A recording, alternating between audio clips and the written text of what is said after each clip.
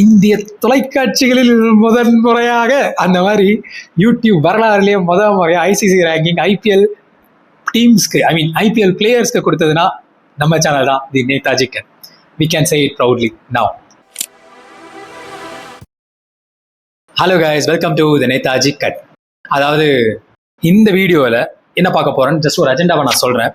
Number 1, நம்ம ICC ranking வந்து சொல்லியிருந்தோம்ல, அதாவது ஐசிசி ரேங்கிங் எப்படி பண்ணுறாங்க, அதே மாதிரி ஐபிஎல் 2026க்கு நம்ம பண்ணால் எப்படி இருக்குங்கிறத பேட்டர்ஸை வச்சு ஃபர்ஸ்ட் நான் இந்த வீடியோவில் பண்ணுறேன்.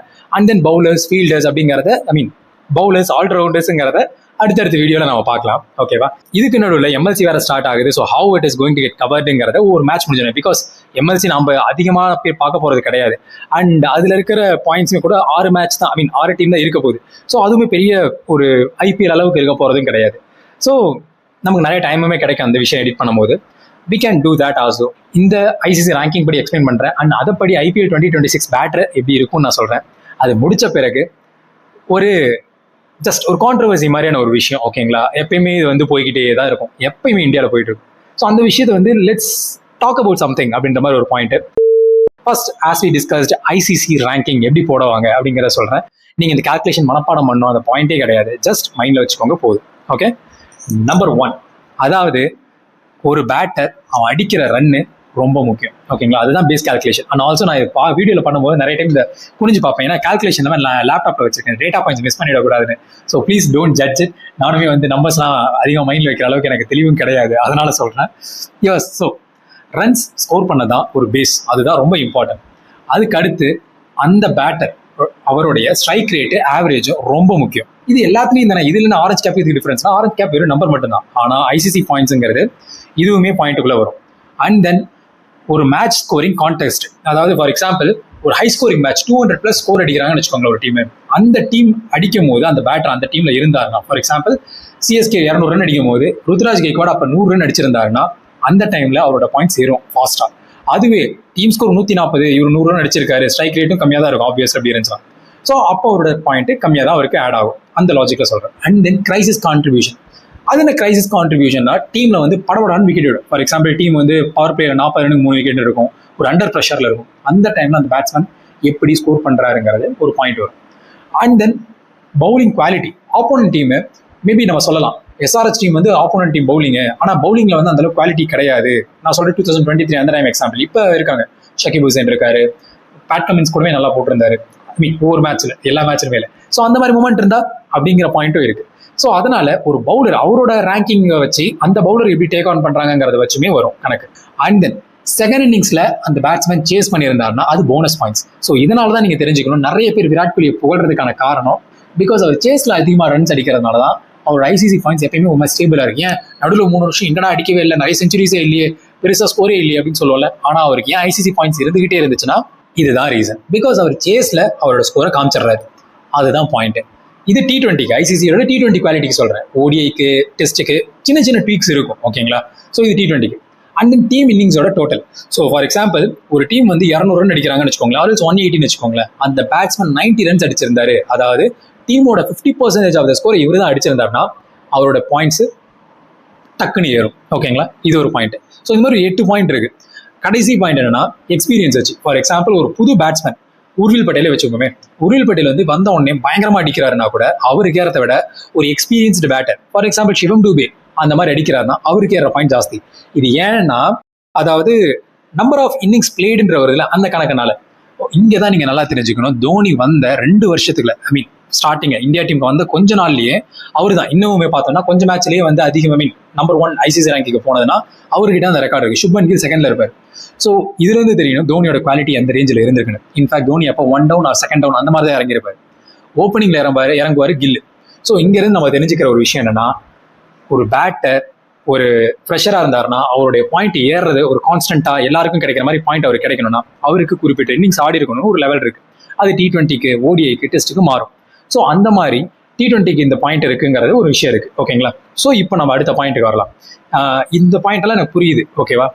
ஒரு எக்ஸாம்பிள் சொன்னா எப்படி இருக்கும், ஓகேங்களா? இப்போ 2 சீன் வைப்போம். சீன் நம்பர் 1 என்னன்னா, ஒரு பேட்ஸ்மேன் 30 பாலுக்கு 70 ரன் அடிக்கிறான், அதாவது 200+ ஸ்ட்ரைக் ரேட்டு. அவன் ஒரு ஓப்பனர், ஓகேங்களா? 200+ ஸ்ட்ரைக் ரேட்டு ஓப்பனரு. அவன் டீமே 40-3 அப்படிங்கிறதுல பவர் பிளேல இருக்கு, ஆச்சு 40 ரன்ஸ் 3 விக்கெட்ஸ்ல இருக்குன்னா, அப்போ அந்த top ranked bowling unit opponent டீமும் இருந்துச்சுன்னா, அப்போ அவன் 70 ரன் 30 பால் அடிச்சது பாயிண்ட்ஸ் டேபிள்ல பயங்கரமான இம்ப்ரூவ்மெண்ட் இருக்கும். விச் இஸ் 25 to 35 பாயிண்ட்ஸ் வரைக்கும் கூட அந்த ஒரு எப்படி சொல்றது, ஒரு ஹாப் இருக்கலாம், அந்த ரேஞ்சில் இருக்கும். அதுவே ப்ளஸ் 25 to 30 பாயிண்ட்ஸ்ல இருக்கலாம். அதுவே அதே பேட்ஸ்மேன் ஒரு 50 பால் 70 ரன் அடிக்கிறாருன்னு வச்சுக்கோங்க, ஸ்ட்ரைக் ரேட் 120 to 140 இருக்குமா? இப்படி இருக்கும்போது ஓப்பனர் வந்து அவர் ஓப்பனராகவும் இருக்காரு, சேஸ்ல இருக்காரு, 150 ரன் தான் அவங்க டீம் டார்கெட்டா இருக்கு, கம்ஃபர்டபுளா சேஸ் பண்ணான்னு பொறுமையா ஆடினாங்கன்னா, அண்ட் டீமும் ஆப்போசிட்ல ப்ரெஷரும் கிடையாது. ஆப்வியஸ்லி 150 ரன் சேஸுங்கும் போது ப்ரெஷர் இருக்காது. அண்ட் ஆப்போனன்ட் டீம் ஒரு பவுலிங் யூனிட் அந்த அளவுக்கு ஸ்ட்ராங்காகவும் இல்லைன்னா அவருக்கு ஏற பாயிண்ட் 5-10 பாயிண்ட் தான் ஏறும். புரியுதா? ஸோ இதுதான் இங்கே நடக்கிற பாயிண்ட். ஸோ சிம்பிளாக சொல்லணும்னா ஸ்ட்ரைக் ரேட் அதிகமாக இருக்கணும், ஸ்கோரு ஜாஸ்தியாக இருக்கணும், அண்ட் டீம் ஸ்கோரும் ஜாஸ்தியாக இருந்திருக்கணும். ஈவன் இன்னும் சிம்பிளாக சொல்லணும்னா அபிஷேக் சர்மா இப்போ ஐசிசி ரேங்கிங்ல நம்பர் 1ல இருக்கிறதுக்கான மேஜர் ரீசன் இதுதான். ஏன்னா டீம் இந்தியா மோஸ்ட்லி 200, 180 ஈவன் நீங்கள் பார்க்கலாம். அந்த வேர்ல்டு கப்புக்கு முன்னாடிலாம் வந்து பார்த்தீங்கன்னா டீமுக்கு வந்து எப்போ 300 அடிக்க போகிறோம் 300 அடிக்க போகிறோம்னு சொல்லி ஏகப்பட்ட ஹைப் இருந்துகிட்டே இருக்கும். Because of Abhishek Sharma score. அந்த பையனோட ஸ்கோர் கார்டு அவர் அடி நொறுக்கிறதுனால அவருக்கு ஈஸியான பாயிண்ட் ஏறிச்சு, அவர் டாப் லீடர் போர்டில் இருக்காரு. ஸோ இதெல்லாம் எனக்கு புரியுது. இதில் இன்னொரு இன்ட்ரெஸ்டிங்கான ஃபேக்ட் சொல்கிறேன். ஈவன் ஐசிசி ரேங்கிங்ல யாருமே காம்படிஷனே கிடையாது. அதில் ஒரு பாயிண்ட் இருக்கு. அந்த பாயிண்ட் கேட்டிங்கன்னா இது வரைக்கும் நிறைய பேர் எக்ஸ்பிளைன் பண்ணியிருக்க மாட்டாங்க. நான் உங்களுக்கு சொல்கிறேன், அது பொறுமையாக கேளுங்க. That is going to be interesting thing எவர். அதுவே 700 to 799 இருந்தான்னா அவன் ஒரு டாப் 10 கேண்டிடேட் அப்படிங்கிற கணக்குக்குள்ள வருவான். ஸோ நல்லா தெரிஞ்சுக்கணும், ஒரு பிளேயர் 700 பாயிண்ட்ஸ்க்கு மேலே இருந்துட்டாலே ஹீஸ் அ டாப் 10 கேண்டிடேட். இதே அவன் வந்து 800க்கு மேலே இருந்துட்டானா அவன் ஒரு எலைட் லெவல் பிளேயர், அதாவது டாப் 3 அந்த மாதிரி சொல்லலாம். ஸோ அந்த எலைட் லெவல் பிளேயருங்கிறது இந்த மாதிரி விஷயங்கள்லாம் மார்க் பண்ணுறது நாம கிடையாது, ஐசிசி. ஓகேவா? ஸோ ஆஸ் ஆஃப் நோ இதுதான் ஐசிசியோட பாயிண்ட். இப்போ நம்ம பிளேயர்ஸோட ரேங்கிங்குள்ளே போகலாம். ஓகேங்களா? ஸோ இந்த point going to be interesting. இப்போ நீங்கள் ஒரு பாயிண்ட்ஸ் டேபிள் நான் உங்ககிட்ட காட்டுறேன். ஓகேங்களா? அது வந்து ஆஸ் பர் த லிஸ்ட்டில் தான் இருக்கும். ஆனால் அந்த லிஸ்ட்டில் ஏன் உங்களுக்கு இது இப்படி இருக்குங்கிற பாயிண்ட் உங்களால் புரிஞ்சுக்க முடியும். நீங்கள் இந்த லிஸ்ட்டில் பார்த்தீங்கன்னு வச்சுக்கோங்களேன், எல்லாமே நான் கிரேட் அவுட் பண்ணியிருக்கேன். ஏன்னா பிளேயர் பேரை பார்க்க வேண்டாம், அவங்க அடித்த ஸ்கோரை பாருங்க. லாஸ்ட் 2 பாருங்க, பர்ஃபெக்ட் எக்ஸாம்பிள். 520 இருக்கு, அதுக்கு மேலே இருக்கிற 448. அவர் ஏன் எங்கே இருக்காரு அப்படின்னு பார்த்தீங்கன்னா, அவர் ஒரு செஞ்சுரி அடிச்சிருக்காரு. அண்ட் ஸ்ட்ரைக் ரேட் பாருங்க 151. ஸோ இதெல்லாமே ஒரு கான்ட்ரிபியூஷன். அண்ட் தென் இதுக்கு இன்னொன்று பார்க்கலாம், 675 ஒருத்தர் இருக்காரு, அதுக்கு அடுத்து 593. அதாவது 5வது பேட்ஸ்மேனும் 4வது பேட்ஸ்மேனும் பாருங்க, 593 எடுத்துட்டு மேலே இருக்காரா அப்படின்னு பார்த்தீங்கன்னா, அவரு அடிச்சது ஒரு century and 4 of century. Along with that அவரோட ஆவரேஜும் ஸ்ட்ரைக் ரேட்டும் பாருங்க. ஓகேவா? So average is going to play a lot of role. So இந்த மாதிரி ஒவ்வொன்றுக்கும் ஒவ்வொரு பாயிண்ட் கால்குலேஷன் இருக்கும். அண்ட் எந்த டீமுக்கு அகைன்ஸ்டா அடிச்சாங்கிறதுலையும் பாயிண்ட் வரும். ஓகேவா? இந்த மாதிரி விஷயங்கள்லாம் வச்சு தான் அவங்க வர்றது. ரன்ஸ் அதிகம், ஸ்ட்ரைக் ரேட் அதிகம் அப்படி இருந்தாலும் காம்படிட்டிவான பவுலர்ஸ்க்கு அகைன்ஸ்ட் அடிச்சாங்களாங்கிறது கவுண்ட். ஸோ இதை நான் ஒவ்வொரு மேட்சாக வச்சு எக்ஸ்பிளைன் பண்ணுறேன். அது எக்ஸ்பிளைன் பண்ணும்போது நல்லா இருக்கும். ஓகேங்களா? ரொம்ப எக்ஸ்பிளைன் பண்ண தேவையில்லை, உங்களுக்கே புரிஞ்சிடும். பிகாஸ் எல்லாருமே ஐபிஎல் கண்டினியூஸாக பார்த்தவங்க தான். It's not going to be a problem at all அப்படிங்கிறத நம்புறேன். நம்ம இப்போ பார்க்கலாம். நம்ம பார்க்கறதுல ஃபர்ஸ்ட் அந்த டாப் 10 பேட்ஸ்மேன்ல பார்த்தோம்னா லாஸ்ட்டாக இருக்கிறது ரிங்கு சிங். அதாவது அவர் ஆடின மேட்ச் 14 மேட்ச் 520 ரன் அடிச்சிருக்காரு, 59 ஆவரேஜ், ஸ்ட்ரைக் ரேட்டு 147. இன்ஃபேக்ட் அவர் 450 போட்டிருக்காருல்ல, இதில் எப்படி கால்குலேட் ஆகும் இவருக்கு மட்டும் நான் எக்ஸ்பிளைன் பண்ணுறேன். அவர் அடிச்ச 520 ரன்ல 530 பாயிண்ட், அப்ராக்சிமேட்லி 520 540 பாயிண்ட் கிட்ட வரும். ஓகேவா? ஆவரேஜ் இந்த பாயிண்ட்ஸுமே நான் போட்டது எஸ்டிமேட்டட் தான். பிகாஸ் நம்ம மேட்ச் லைவாக பார்க்கும்போது நம்ம போட ஆரம்பிச்சிருந்தா it could be more over அக்யூரேட்னு சொல்லலாம். பட் இப்போ நம்ம மேட்ச் முடிஞ்சதுக்கு அப்புறம் போட்டதுனால அக்யூரேட்டாகவும் இருக்கலாம், இல்லாமலும் இருக்கலாம். ஸோ அதாவது estimated points, but you can rely on it by at least 70 to 80%. அதில் நான் ஸ்ட்ராங்காக சொல்லுவேன். ஓகேவா? ஸோ இப்போ volume base 520 run 530 point.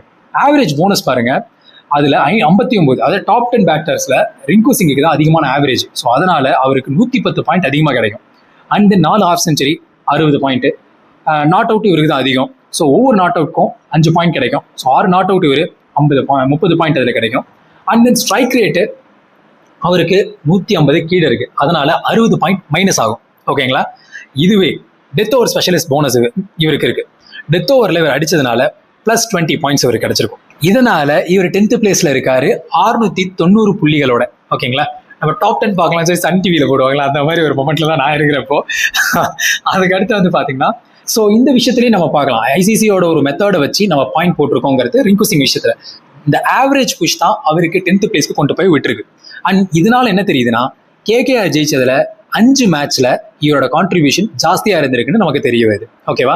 Because of this average. ஒன்னு சேஸ்ல அவர் கொண்டு போய் முடிச்சு கொடுத்துருப்பாரு, அண்ட் ஆல்சோ டெத் ஓவர்ல ஒழுங்கு அடிச்சிருக்காரு, அந்த லாஜிக். அண்ட் நம்பர் 3, இவர் ஃபர்ஸ்ட் பேட்டிங் பண்ணும்போது இந்த டீம் ஒரு டோட்டல் போடுறதுக்கு இவரோட புஷ் கண்டிப்பா அந்த டீமுக்கு ஒரு பேக் போனா ஒரு இன்ஜினா ஒர்க் ஆயிருக்கும். அந்த லாஜிக்னால தான் இவருக்கு 10th place. And then 9th place is goes to Ryan Rickelton, opening batsman of Mumbai Indians. சொல்லவே தேவையில்லை. 14 match 448 run, and then average 40.78. அண்ட் இவரோட பெரிய பிளஸ் என்ன தெரியுமா? அவர் அடிச்ச செஞ்சுரி. அந்த செஞ்சுரியோட பாயிண்ட் 50 பாயிண்ட் வந்து போனஸ் பாயிண்ட் அவருக்கு கிடைக்கும். அண்ட் ஆவரேஜ்னால 65 point bonus point, 448 which is close to 500 points. ஆவரேஜா 450 to 500 அந்த பாயிண்ட்டுக்குள்ள அவருக்கு அந்த ஸ்கோருக்கு எடுத்து கொடுக்கும். Because of the strike rate and average. அவரோட ஸ்ட்ரைக் ரேட் 151. ஸோ அதுவே வந்து பர்ஃபெக்டான மிக்ஸ். அண்ட் 6 இம்பாக்ட் வந்து ஜாஸ்தி.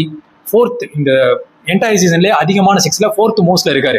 ஸோ அந்த மாதிரி அந்த டீம்ல அவருடைய ஒரு இம்ப்ரூவ்மெண்ட் மீன்ஸ் அவரோட டெம்பர்மெண்ட், அவர் அந்த டீமோட ரிலையபிலிட்டி இவரை நம்பி இருந்திருக்குன்னு சொல்லலாம். அண்ட் தென் அவங்க டீம் வந்து 9th பிளேஸ்ல முடிச்சிருக்கு. அதனால அவருக்கு 30 பாயிண்ட் மைனஸும் ஆகும். டீமுக்கு எப்படி அப்படின்னா டீமோட ஸ்டாண்டிங்குமே கணக்கு வரும், நான் சொன்ன மாதிரி. ஓகேவா? அது ஒன்று. And Mumbai Indians 9th place முடிச்சிருந்தாலுமே அவங்களோட ஒர்ஸ்ட் சீசன் இந்த ரீசெண்டாக நடந்த விஷயங்கள்ல இருந்தாலுமே அவர் 448 run with 38 sixes and one of the most destructive opener of the tournament.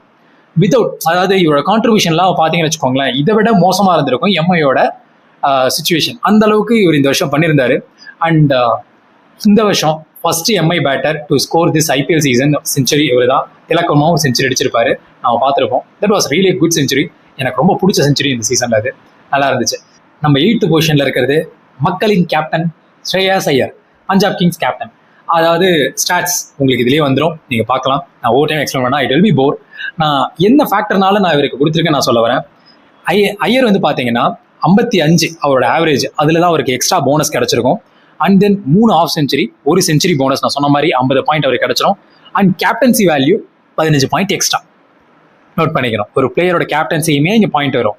And then strike rate 160 கீழே இருக்கு. பிகாஸ் அவர் ஆடின பொசிஷன் அப்படி, அதனால 47 பாயிண்ட்ஸ். அண்ட் ஏன் 120 அப்படின்னா அந்த டீம்ல அவர் ஆடும் போது ஆப்போனன்ட் டீமோட பவுலோட வேல்யூ, ஆல்சோ இவர் கூட இருந்த பேட்ஸ்மேன்ஸ் அந்த டீமோட ஸ்கோரோட வேல்யூ. ஓகேங்களா? அதில் கம்பேர் பண்ணும்போது இவரோட ஸ்ட்ரைக் ரேட் வச்சு பார்க்கும்போது இப்படி வரும். ஏன் அவரோட கான்ட்ரிபியூஷன் வந்து அந்த டீம் வின் பண்ணுறது காரணமாக இருக்கலாம். ஆனால் இண்டிவிஜுவல் பாயிண்ட்ஸ் வரும்போது இப்படி தான் கால்குலேட் ஆகும். ஓகேவா? அதனால கேப்டன்சி வேல்யூல பாயிண்ட் அவருக்கு ஏறுது 15 point. Make a note of it. ஓகேங்களா? அண்ட் தென் ஐயரோட பேட்டிங் வந்து பார்த்தீங்கன்னா ஆவரேஜ் 55 அண்ட் செகண்ட் பெஸ்ட் இந்த டாப் 10ல இருக்கிறது. அண்ட் இது வந்து கேஎல் ராகுலுக்கு பின்னாடி, அதாவது கேஎல் ராகுல் தேர்டான இருப்பார். இதில் செஞ்சுரி வந்து ஒரு பயங்கரமான ரோல் ப்ளே பண்ணுச்சு, நான் சொன்ன மாதிரி. அண்ட் இன்னொரு விஷயம் இதில் என்னன்னா, இவர் தான் அந்த டீமை சீசன் அலைவா, அதாவது பார்த்தீங்கன்னா கடைசியாக தோத்துக்கிட்டே வருவாங்க, அந்த டீம் ஜெயிச்சிருமா அப்படின்னு சொல்லி நம்புறதுக்கான ஒரே காரணமாக இருந்தது 2 பேர். அதில் முக்கியமான ஆள் Shreyas Iyer, number 2 Yuzvendra Chahal or Cooper Connolly. So இந்த கணக்கில் தான் இருந்திருக்கும். So next player number 7 Heinrich Klaasen. And stats இருக்கு, நீங்களே பாருங்க. அண்ட் தென் இதுல அவருக்கும் சேம் தான். டெத் ஓவர்ல அவர் அடிச்ச impact same like Rinku Singh, இவருக்கு 30 பாயிண்ட் ஏறி இருக்கு. அண்ட் செஞ்சுரி இல்லாததுனால, ஏன்னா மிடில் ஆர்டர் அவர் இறங்குறது செகண்ட் ரவுண்ட்ல இறங்கியிருக்காரு. டீம் ஸ்கோர் ஜாஸ்தியா இருந்தாலுமே இவர் செஞ்சுரி இல்லாததுனால -30 பாயிண்ட்ஸ் இவருக்கு போகும். ஓகேவா? அந்த மாதிரியான ஒரு விஷயமும் இருக்கு. அண்ட் அலாங் வித் தட் இவரோட ஸ்ட்ரைக் ரேட் த ப்ரீமியம் ஓகே 166 ஸ்ட்ரைக் ரேட், அதனாலே அவருக்கு 46 பாயிண்ட்ஸ் கிடைக்கும். அண்ட் தென் இவர் வந்து ஒரு குரூஷியலான நாக்ஸ் இந்த டீம் வந்து ஒரு மாதிரி ப்ராப்ளம் இருக்கும் போது கொண்டு போயிருக்காரு. அண்ட் தென் இந்த டீம் ஒரு ரிஸ்கி, ஒரு கிரைசிஸ் மூமெண்ட் இந்த மாதிரி விஷயத்துல இருக்கும் போது இவர் கொண்டு போனதுனால தான் இவருடைய பாயிண்ட்ஸ் ஜாஸ்தியாக ஏறி இருக்கு. அண்ட் இவருக்கு இருக்க பாயிண்ட் என்னன்னா, ஹென்ரிச் கிளாசனுக்கு 770 பாயிண்ட்ஸ். ஸோ நீங்க இதுல இருந்து நல்லா பார்க்கலாம், அவரோட ஒரு செஞ்சுரி குறைஞ்சதுனால 770 பாயிண்ட்ஸ். இதே ஒரு செஞ்சுரி இருந்துருந்துச்சுன்னா அவர் கண்டிப்பாக ஒரு 50 பாயிண்ட்ஸ் அதிகமாக இருந்திருக்கும். 50 points in the sense it is giving him at least 8-10 points. அதாவது அவர் வந்து 5th பிளேஸ் ஆர் 4th பிளேஸ்ல இருக்கிறதுக்கான சான்சஸும் உண்டு. அந்த ரேஞ்சில் இருந்திருக்கு. ஏன்னா ஒரு செஞ்சுரி போடாதனால -30 பாயிண்ட்ஸ், அந்த 30 பாயிண்ட்ஸ் வந்திருக்கும். So that he will get 800 points approximately estimated. நான் சொல்றேன், ஒரு செஞ்சுரி வந்ததுனால அதில் 50 பாயிண்ட்ஸ் ஆட் ஆகும். ஸோ ஆட் ஆச்சுன்னா 850 பாயிண்ட்ஸ் அவருக்கு 4th பிளேஸ்ல போய் நிற்கிறதுக்கான சான்ஸ் இருந்திருக்கும். Also because he is a middle order Batman.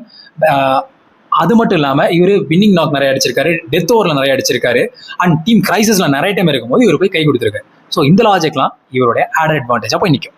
Okay? And then இப்போ நம்ம பார்க்க போகிற பேட்ஸ்மேன் நம்பர் 6 அபிஷேக் சர்மா. சர்ப்ரைஸே கிடையாது. ஸ்ட்ரைக் ரேட் டாப் 10ல ஹையஸ்ட் இவர் தான். And score 669 run. யோசிச்சு பாருங்க, மாசான ரன்.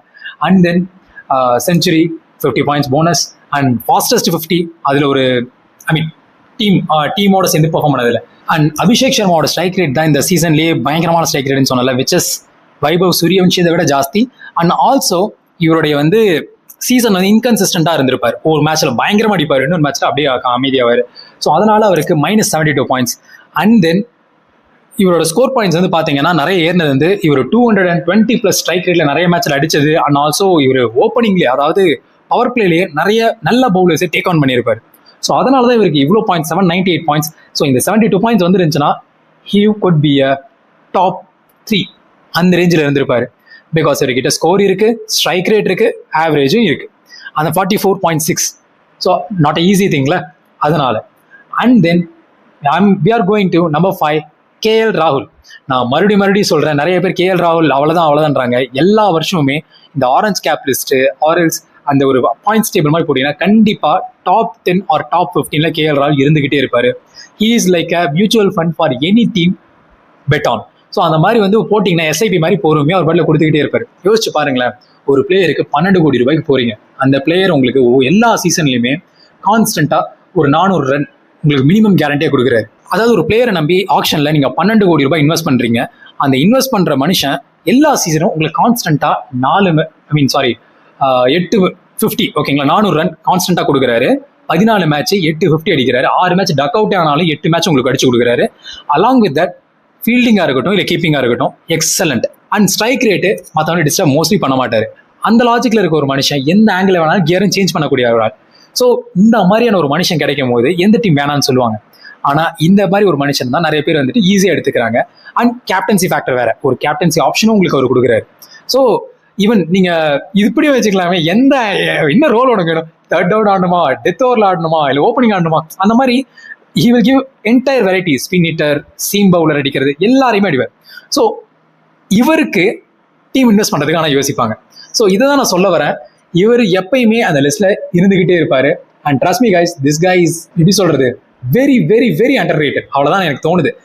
எப்போ பார்த்தாலும் KL ராகுல் எல்லாருமே ஏதாவது ஒன்று சொல்லுவாங்க, but this guy actually deserve lot. நான் சொல்றேன், 14 மேட்ச் ஸ்டாட்ஸ் நீங்களே பார்த்துருப்பீங்க.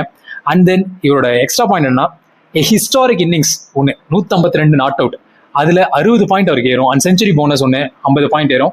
அண்ட் 4 ஆஃப் செஞ்சுரி 60 பாயிண்ட், ஒரு ஆஃப் செஞ்சுரி 15 பாயிண்ட்ஸுங்கிற கணக்கில் வரும். அண்ட் ஸ்ட்ரைக் ரேட் வந்து 150 கம்மியாக இருக்கிறதுனால 47 பாயிண்ட் குறையும். ஓகேங்களா. அண்ட் இங்கே நீங்கள் பார்க்கலாம், நான் சொன்னபடி 152 பாயிண்ட்ஸ் வந்து ஏறினது. அண்ட் தென் டெல்லி கேபிட்டல்ஸோட வின்னிங்க்கு இந்த வருஷத்தில் அவங்களோட டேபிள் ஸ்டாண்டிங்கில் இருக்கிறதுல அந்த டீம் அங்கே நிற்கிறதுக்கான ஒரு காரணத்தில் 35% அந்த வின்னிங் சான்சஸ்க்கான காரணம் KL ராகுல் கையில் தான் இருக்கும். அதுவே KL ராகுல்னா அந்த டீம் இன்னும் கொஞ்சம் சரியாக தான் பார்த்துருக்கோங்கிறது தான் உண்மை.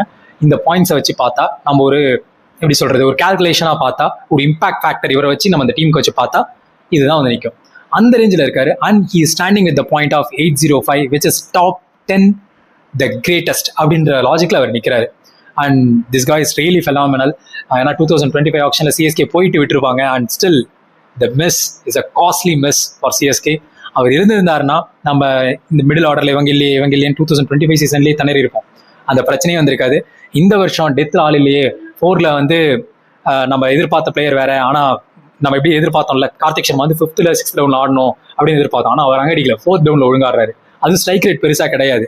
ஆனால் அந்த இடத்துல இப்போ யோசிச்சு பாருங்க, ஒரு KL ராகுல் மாதிரி இருக்க ஒரு ஆள் எங்கே போட்டாலும் அடிக்கிறாங்க ரெடி அப்படின்ற மாதிரி ஒரு ஆள் அங்கே போடுறீங்கன்னா 4th டவுனோ இல்லை அதுக்கப்புறமே கூட இறக்கி விட்றீங்கன்னா பிரிச்சு மேஞ்சிருப்பார். ஸோ இதுதான் இந்த மாதிரி விஷயங்களை தான் டீம் மிஸ்டேக் பண்ணுறாங்கன்னு சொல்ல வரேன். Okay, let's get into the next player, number 4, the king Virat Kohli. So நீங்கள் ஸ்டாட்ஸ் பார்ப்பீங்க, அந்த ஸ்டாட்ஸ்லேயே நீங்கள் பார்க்கலாம் ஸ்கோர் எக்கச்சக்கமாக இருக்குது. ஆவரேஜ் டாப் 5ல ஹையஸ்ட் அமாங் இவர் தான். அண்ட் இவர் ஒரு விஷயம் என்னன்னா, செஞ்சுரியும் போட்டார், ஸ்ட்ரைக் ரேட்டும் 165 எப்படி இருக்கு பார்த்தீங்களா, மாசான strike rate. And average 56.25, top 5ல இருக்க பேட்ஸ்மேன் இவர் தான் டாப்பு. அண்ட் இது எல்லாத்துலேயுமே பாயிண்ட்ஸு. இவருக்கு எதில் மைனஸ் பாயிண்ட்ஸ்னா, அதாவது சேம் அபிஷேக் சர்மா வர மாதிரி தான், டிடக்ஷன். அந்த மேட்ச்ல அடிப்பாரு, அடுத்த மேட்ச்ல உட்காருது, அந்த மாதிரி இருந்துச்சு. ஆனால் எண்ட் ஆஃப் தி சீசன்ல பிக்கப் ஆயிட்டாரு. பட் மிடில் ஆஃப் தி சீசன்ல இருந்த அந்த ஆன் அண்ட் ஆஃப் திங்ஸ் இந்த மாதிரி அஃபெக்ட் ஆயிருக்கு. And 2 time orange gap winner நமக்கு தெரியும். அதனால இந்த பாயிண்ட் இருமான்னு கேட்டால் கிடையாது. சொல்கிறேன், இந்த மாதிரியான ஒரு விஷயங்கள் ஜஸ்ட் போட்டுருவோம் அப்படின்ற பாயிண்ட்ல வருது. அண்ட் தென் கன்சிஸ்டண்டாக இருந்திருக்காரு, டாப் 5 இன் ஐபிஎல் எப்பயுமே இருந்தார். நிறைய விஷயங்கள் ஆக்சுவலி இதில் பேசணும்னா நிறைய விராட் கோலி பற்றி பேசலாம் பேட்டிங்னு பார்த்தா. But will get into the video concept. And number 3 Sai Sudharsan from Gujarat Titans. நீங்கள் நம்பர்ஸை பார்த்தாலே தெரியும், 722. ஸோ இவர் 638 பாயிண்ட்ஸ் அப்ராக்சிமேட்டாக இவர் கிடைக்கும். ஏன்னா 722 பாயிண்ட் ரன் அடிச்சிருக்காரு. ஆனால் இவருக்கு 638 ரன் தானா அப்படின்னு பார்த்தீங்கன்னா, because of the average and then strike rate. Average வந்து 45 இருக்கு, ஓகே. ஆனால் இந்த ஸ்ட்ரைக் ரேட்டுக்கு இந்த ஆவரேஜான்னு பார்த்தா கம்மியாகும். அண்ட் ஆல்சோ இவர் ஓப்பனர், ஆப்போனன்ட் டீமோட சுச்சுவேஷன். ஃபார் எக்ஸாம்பிள், எப்பயுமே மோஸ்ட்லி ஜிடி சேஸ் எடுக்கும் போது இவர் நிற்பார். ஆப்போனன்ட் டீம், ஏன் நம்ம டீம் எடுத்துக்கலாமே, நம்ம ஜிடிக்கு அகேன்ஸ்ட் ஆடும் போது இவர் நின்று மேட்ச் ஜெயிச்சு கொடுப்பாரு. சேப்பாங்க நடந்த மேட்ச்ல நம்ம டீம் பவுலிங் அந்த அளவுக்கு ஸ்ட்ராங்கான பவுலிங் அப்போ கிடையாது. ஆனால் அப்படி இருந்துமே இவர் அங்கே சரிக்கி இருப்பார், ஐ மீன் பொறுமையாக கொண்டு போயிருப்பார். அந்த லாஜிக்னால தான் அண்ட் ஸ்ட்ரைக் ரேட்னால தான் இவருக்கு 45 point minus.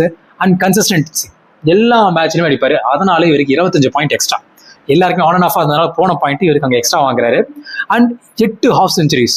Just imagine guys, 17 match ஆடி இருக்காரு, 8 ஹாஃப் செஞ்சுரி, 1 செஞ்சுரி. ஸோ 8 மேட்ச்ல பயங்கரமான ஸ்கோர்ஸ். சரி, this is what actually best thing. இவர் ஆல்வேஸ் எப்பயுமே வந்து பார்த்தீங்கன்னா ஆரஞ்ச் கேப் கண்டெண்டர்லையும் இருப்பார். அண்ட் ஒரு elite consistency, because 860 points, very close, elite, nothing to say, அந்த மாதிரி தான் இருக்கு. And then number 2 Shubman Gill, captain of India, captain of Gujarat Titans. And இவரோட ஸ்கோர் போர்ட், இவரோட ஐசிசி ரேங்கிங் அதை பிரேக் டவுன் பண்ணோம்னா, average 45 and strike rate 163, which is excellent. And எங்கே இவருக்கு போகுது டிடக்ஷன் அப்படின்னு பார்த்தீங்கன்னா, 47 பாயிண்ட் இவருக்கு நான் டிடக்ட் பண்ணியிருக்கேன். அண்ட் இது ஏன் அப்படின்னு பார்த்தோம்னா, சேம் அவருடைய அங்கங்கே ஆன் அண்ட் ஆஃபாக இருந்த விஷயத்தினால. அண்ட் ஆல்சோ ஒரு ஸ்டார்டிங்கில் வந்து கொஞ்சம் இன்ஜுரியும் இருந்திருக்கும், அந்த மாதிரி விஷயங்களும் நடந்துச்சு.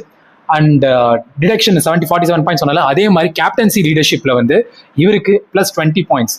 And second highest total of the season இவர் தான், I mean total means orange cap leader போர்டில் இருந்தார்.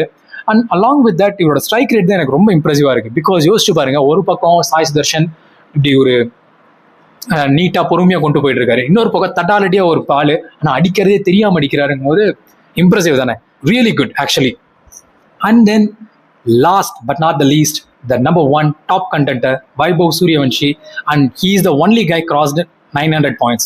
அது எஸ்பெஷலி எப்படின்னு பார்த்தீங்கன்னா, இவங்க லாஸ்ட் எண்ட் ஆஃப் தி சீசன்ல தான் இந்த பையன் வந்து எல்லாருமே அந்த டீம்ல சரிஞ்சாலும் ஒருத்தன் போயிட்டு அடிப்பான் எதிர்த்து நின்றுட்டு, ஓகே, கலாஷ்னிகா அப்படின்ற மாதிரி அடிப்பான்.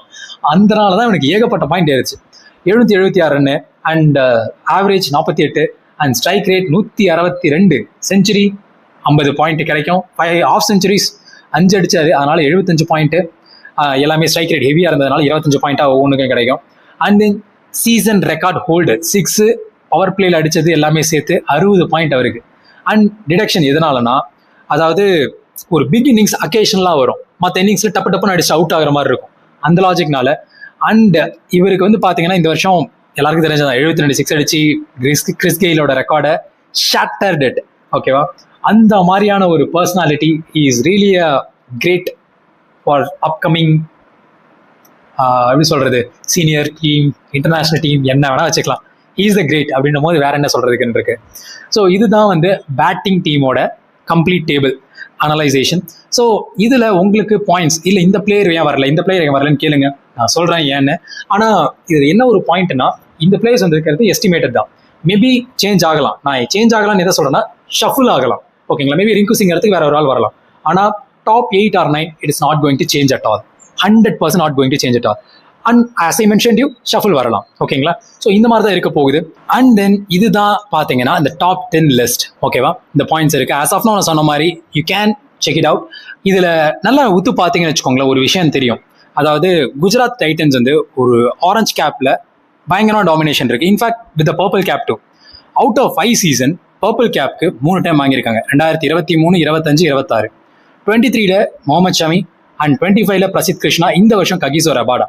அண்ட் தென் அவுட் ஆஃப் 5 சீசன்ல 2 ஆரஞ்ச் கேப்பு, 23ல சுப்மன் கில், அண்ட் அந்த வருஷம் நம்ம கப்பு ஜெயிச்சிருக்கோம். அண்ட் 2025, அதாவது போன வருஷம் சாய் சுதர்ஷன் ஆரஞ்ச் கேப் வாங்கியிருக்காரு. அண்ட் இதே மாதிரி சிஎஸ்கேல பார்த்தீங்கன்னு வச்சுக்கோங்களேன், நம்ம வந்து பர்பிள் கேப் வாங்குறதுங்கிறது கண்டினியூஸாக 2013, 14, 15 அந்த டைம்ல தான் பிராவோ 2 டைம், மோஹித் சர்மா ஒரு டைம் அப்படின்னு நினைக்கிறேன். மோஹித் சர்மாவா அரல்ஸ் வேற யாரும் தெரியல. ஆனால் அந்த டைம்ல வாங்கினாலும் தெரியல. மோஹித் சர்மா ஒரு டைம் வாங்கியிருக்காரு. ஸோ இந்த 3 வருஷத்துல இந்த 3 பேர், if you guys know that Mohit Sharma தானா அப்படின்னு சொல்லிட்டு ஜஸ்ட் கமெண்ட் இன் இட். ஆனால் பிராவோ 2 டைம் மட்டும் I am 100% sure about it. 2013, 14, 15ல. அண்ட் இந்த மாதிரியான ஒரு விஷயத்துல பார்க்கும்போது தான் நீங்க சொல்லலாம் the team is in peak அப்படிங்கிற விஷயத்த. பிகாஸ் இது ஒரு பிளேயர் கான்ட்ரிபியூட், அந்த ஒரு பிளேயர் மட்டும் இருக்காது. ஏன்னா ஆரஞ்ச் கேப் வாங்குறான்னா டீம் மொத்தமே ப்ரெஷர்ல இருக்கும், ஒரு ஆளால் வாங்க முடியாது. அண்ட் டீமே சேர்ந்து ஒரு கான்ட்ரிபியூஷன்ல இருக்கும். ஃபார் எக்ஸாம்பிள் நம்ம வந்து சொல்லலாம் 2021 கேன் வில்லியம்சன் ஆரஞ்ச் கேப் வாங்கியிருப்பாரு.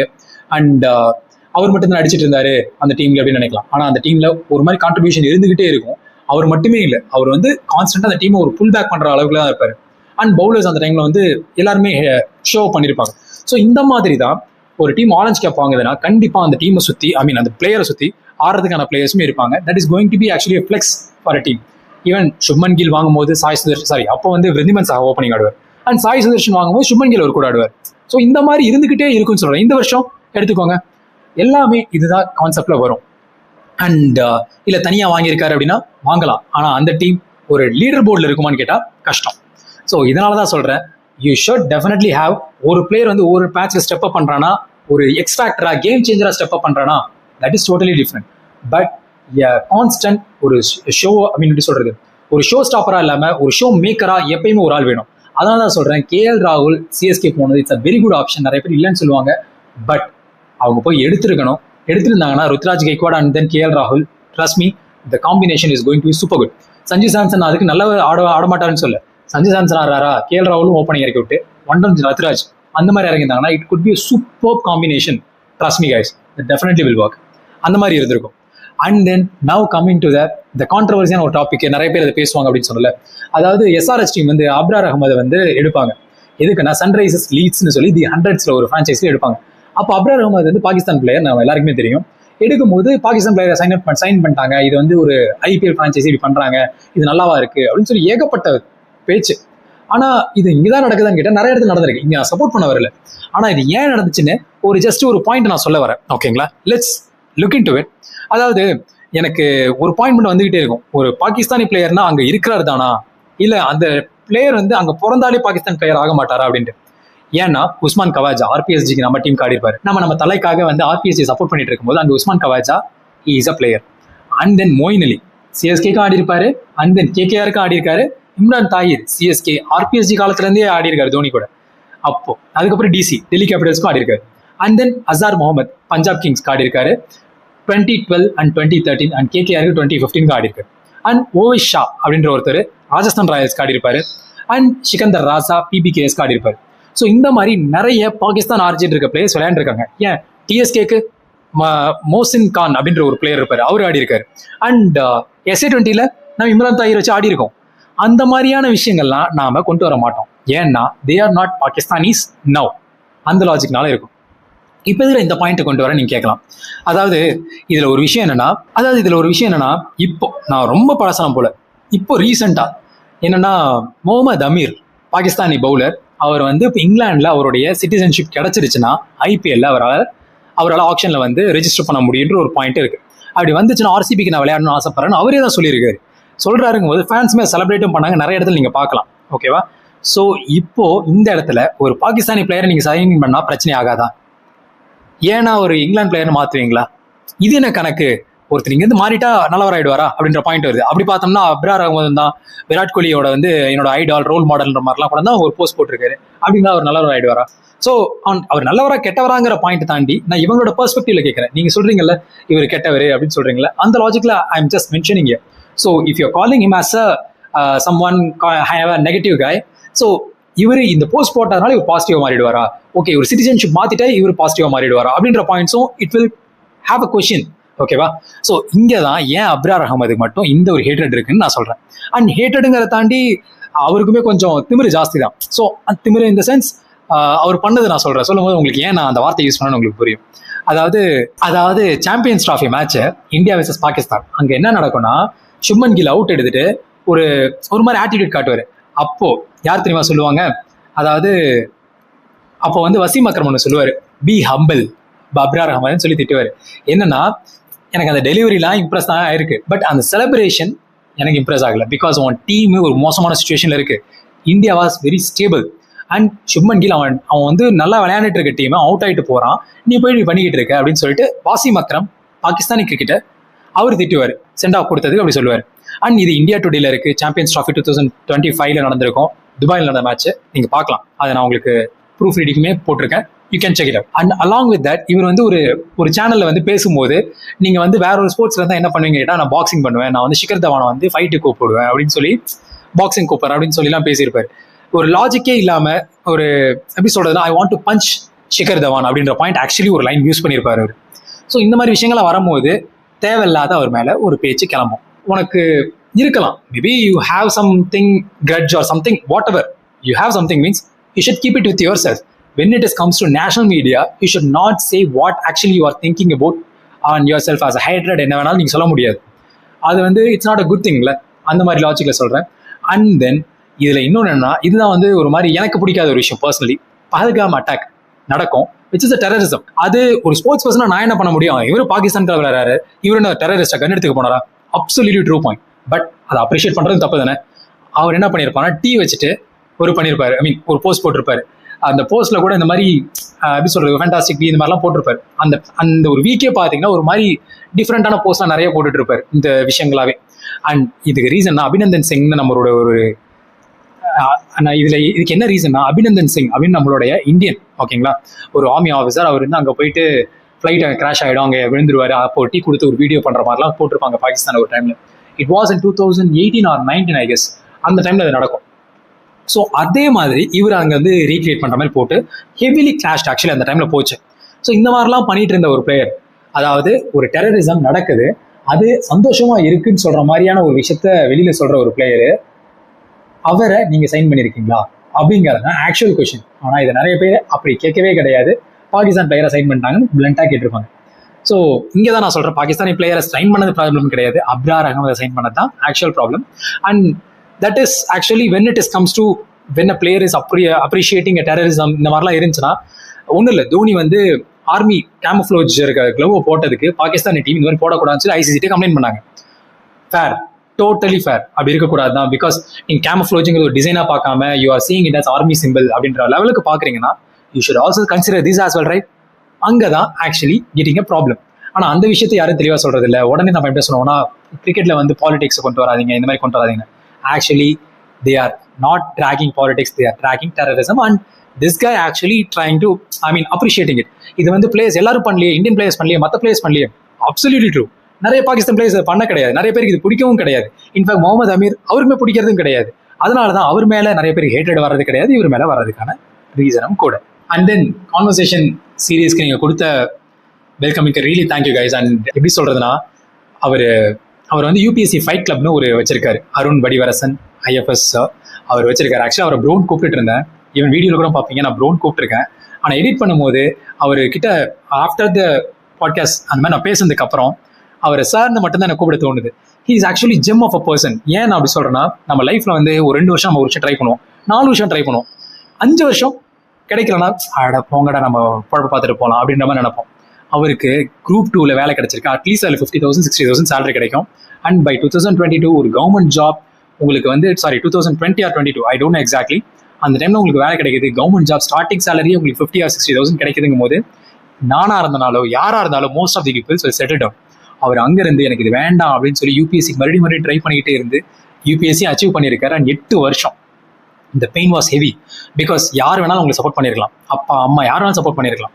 ஆனால் அப்பா அம்மா ஒரு பாயிண்ட்ல நிற்பாங்க, அண்ட் ஃப்ரெண்ட்ஸ் என்னடா இத்தனை வருஷம் போயிட்டு தான் இருக்க எதுவுமே இல்லை அப்படின்னு இருக்கும். ஏன்னா அவங்க ஜூனியர்ஸ் எல்லாருமே பயங்கரமாக ப்ரொமோஷன் வாங்கிட்டு போவாங்க.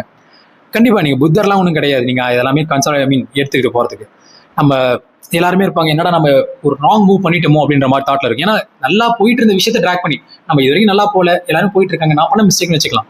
டிஸ்ட்ரிக்ட் ஃபர்ஸ்ட் 12th யோசிச்சு பாருங்க, district first Anna university CEG campus mechanical engineer and campus இன்டர்வியூல ஜாப் கிடைக்குது. 2014 கேம்பஸ் இன்டர்வியூல ஜாப். அண்ட் தென் அவர் குரூப் 2ல கிளியர் பண்ணி எக்ஸாமும் முடிக்கிறாரு. அந்த மாதிரியான இருக்க ஒரு பர்சனாலிட்டிக்கு கிடைச்ச ஜாபை விட்டுட்டு இப்படி நிற்கிறாரு. 8 வருஷம் இப்படி ஒரு ட்ரையாக போயிட்டு இருக்கு. விச் இஸ் 4 years எக்ஸ்பீரியன்ஸ்க்கு அப்புறம் இருக்கு 8 வருஷம், அதாவது 12 வருஷம் சொல்ல போனால். அவங்க கூட இருக்க கொலீக்ஸ் எல்லாருமே பெரிய ஆளாக போயிட்டு இருப்பாங்க, இவர் அதே இடத்துல இருப்பாரு. அப்படி பார்க்கும்போது நல்ல வேலை நம்ம அதிலே போயிருந்திருக்கலாம், நம்ம ஜாப்ல போயிருக்கலாமோன்னு ஒரு பாயிண்ட் வரும்.